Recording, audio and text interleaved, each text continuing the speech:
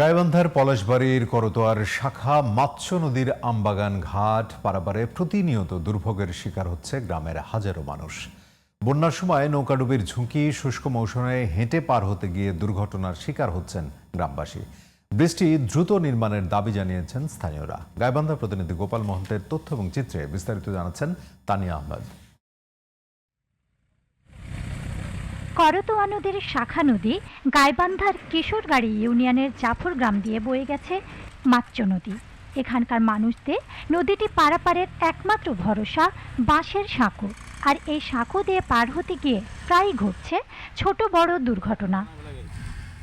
দুর্ভোগ লাঘবে দীর্ঘদিন ব্রিজ নির্মাণের দাবি জানালেও কাজের কাজ কিছুই হচ্ছে না বলে অভিযোগ স্থানীয়দের। খুব কষ্ট করে একটা ভ্যান 4 জন করে ঠেলে আনা লাগছে, না হলে এখান থেকে না 10 কিলো ঘুরে দেওয়ার লাগে। আজকে আমাদের এই ব্রিজটা থাকলে ডাইরেক্ট এই ভ্যানে করে আমার মাইক্রো বাড়ি চলে যেত। সরকারের কাছে কিছু চাই না, শুধু হলে ব্রিজ চাই একটা।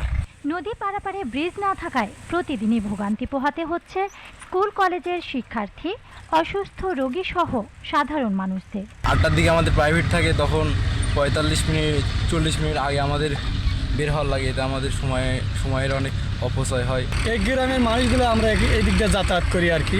আমাদের নাই রাস্তাঘাট, বাচ্চারা ঠিক মতো স্কুলে যেতে পারে না। এই নদী ভাঙতে দেখেন যে রাস্তা কই গেছে, এবার বর্ষা হলে তো রাস্তায় থাকতো না। তবে ব্রিজ নির্মাণের আশ্বাস দিয়েছেন উপজেলা প্রশাসন। ব্রিজের দৈর্ঘ্য অনেক বেশি, আমরা জায়গাটা সরেজমিন পরিদর্শন করেছি। তবে ব্রিজ অথরিটির সাথে আমরা দাপ্তরিকভাবে এই ব্রিজটা করার জন্য সার্বক্ষণিক যোগাযোগ রাখছি এবং পরবর্তীতে সরকারের ঊর্ধ্বতন মহলের যারা এই ধরনের বড় ব্রিজ কনস্ট্রাকশনের কাজ করে তাদের মনোযোগ আকর্ষণের জন্য উপজেলা প্রশাসন সার্বিকভাবে নিয়োজিত আছে।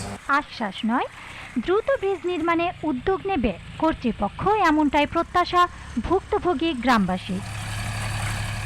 Tania Ahmed, GTV news.